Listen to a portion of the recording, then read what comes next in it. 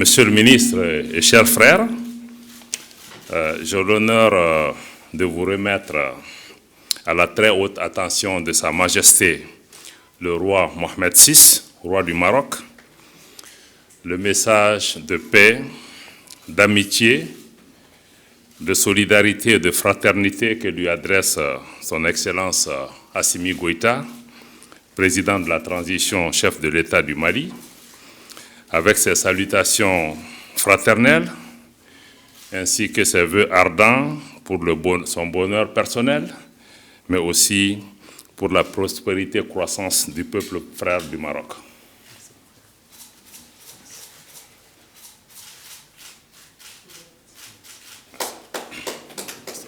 Le Maroc a une doctrine claire, celle de ne pas s'ingérer dans les affaires intérieures des pays, de faire confiance au génie des peuples et de porter un regard lucide sur les évolutions, les développements du pays.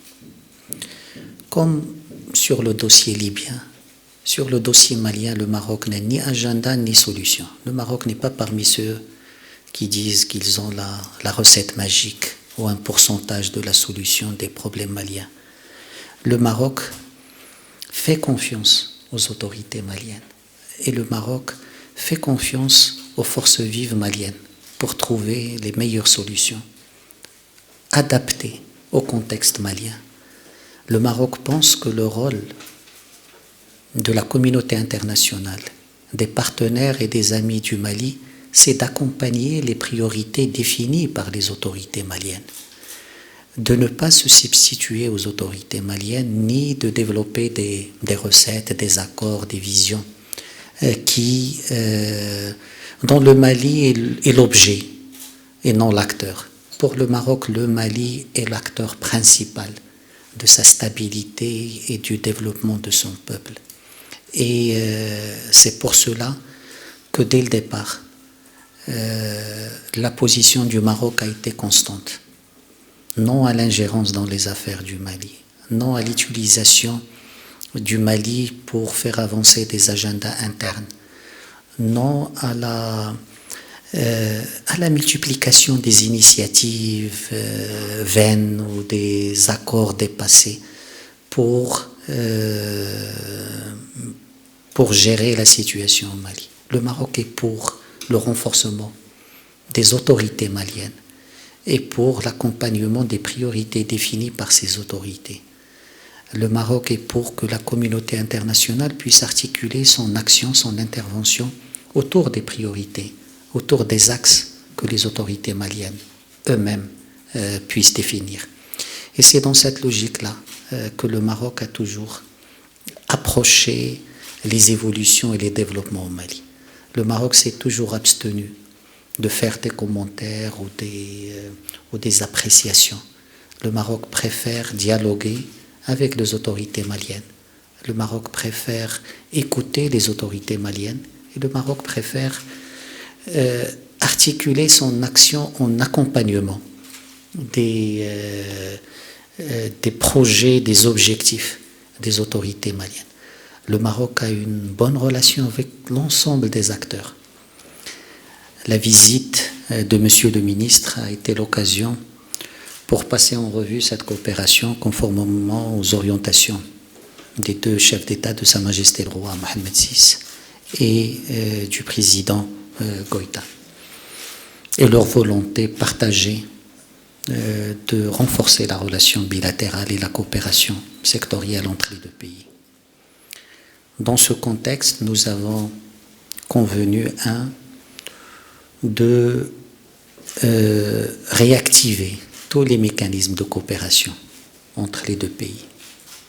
Les commissions mixtes, les commissions sectorielles, le dialogue politique, les commissions consulaires, toutes seront réactivées très prochainement avec des dates et des échéances de rencontres.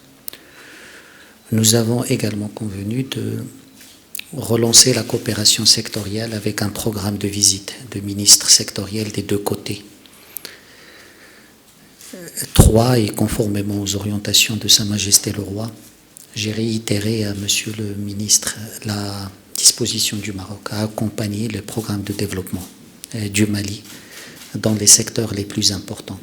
J'ai tenu et je tiens à le faire devant les micros, adresser les condoléances du président Goïta, chef de la transition au Mali, du gouvernement et de l'ensemble des populations maliennes, à l'adresse de Sa Majesté le roi Mohamed VI, du peuple et du gouvernement marocain, suite à la perte de 2 vies humaines de ressortissants marocains au Mali, acte que nous condamnons, que nous avons condamné de façon la plus énergique. C'est un acte barbare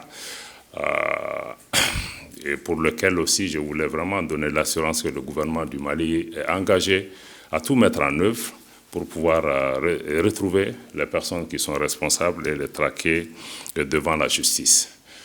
Ces actes sont des actes des ennemis de la paix, des ennemis aussi du développement de nos pays. Et je voudrais lancer un appel aux opérateurs maliens et aux opérateurs marocains, au gouvernement marocain, que ces actes ne doivent pas nous décourager. Bien sûr, ils sont là pour rappeler les dangers que nous vivons au quotidien, juste pour certains pour apporter la nourriture ou avoir des revenus pour leur famille et que ces personnes soient amenées à perdre la vie. Je voudrais vraiment adresser nos sincères condoléances. S'agissant de la question spécifique aussi du Sahara que nous avons élaborée, sur laquelle nous avons aussi abordé lors de nos échanges, j'ai réitéré donc la position sans équivoque de la République du Mali, position qui est restée constante, qui va dans le sens de l'adhésion pleine et entière de la République du Mali au processus mené dans le cadre des Nations Unies, en vue de trouver une solution politique, pacifique, juste, durable et acceptable pour l'ensemble des parties. Sur ce dossier spécifique, je tiens à souligner que j'ai rappelé à mon frère que le Mali n'entreprendra rien qui soit fondamentalement opposé aux intérêts du Maroc, comme cela a été toujours le cas, je crois que depuis le président Modibo Keïta et tous les gouvernements qui se sont succédés. Donc je voulais vraiment réitérer ce point spécifique par rapport à cela. S'agissant de la situation spécifique du Mali, je peux dire que nous partons vraiment réjouis de ce que nous avons entendu comme vision de Sa Majesté le Roi par rapport à la crise que nous traversons, la position du Maroc, mais pas seulement la position, mais tous les efforts que le Maroc déploie avec d'autres partenaires pour une meilleure compréhension et une meilleure lecture de la situation au Mali. Comme vous le savez, nous sommes dans le cadre d'une transition politique. Cette transition a été déclinée en termes de programme d'action gouvernemental qui a été adopté par l'organe législatif transitoire de la transition, qui est le Conseil national de la transition, qui décline vraiment les 4 secteurs prioritaires sur lesquels la transition voudrait travailler. Le premier concerne la sécurisation du pays, le deuxième concerne les questions de processus électoral sur lesquels nous nous engageons, mais aussi les questions des réformes politiques et institutionnelles à mettre en place pendant la période de transition. Et le dernier, c'est vraiment tout ce qui concerne un peu les questions de gouvernance, lutte contre la corruption, réduction du train de vie de l'État, pour pouvoir dégager justement des ressources pour pouvoir travailler. Aujourd'hui, le Mali a indiqué qu'il y a 2 problèmes majeurs sur lesquels la communauté internationale doit nous écouter, doit nous entendre.